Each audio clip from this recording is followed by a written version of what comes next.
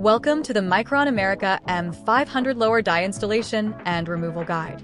Initially, please ensure the machine is powered off before starting.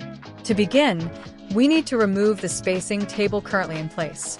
As shown, use an appropriately sized Allen key to remove the screws on the right, left, and bottom sides, then carefully remove the table.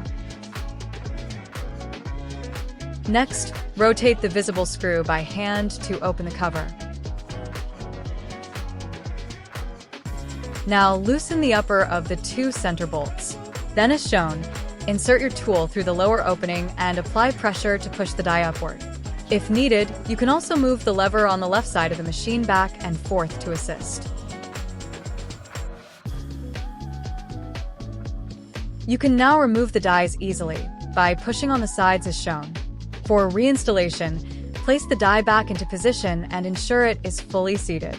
Tighten the bolt you loosened earlier, then reinstall the remaining screws in their original positions. Before resuming operation, verify that the die is properly seated and that all screws and bolts are securely tightened. Before starting mass production, adjust the machine's cutting pressure settings as needed. Thank you for watching. For any questions, please contact us. Micron America. Quality is our priority.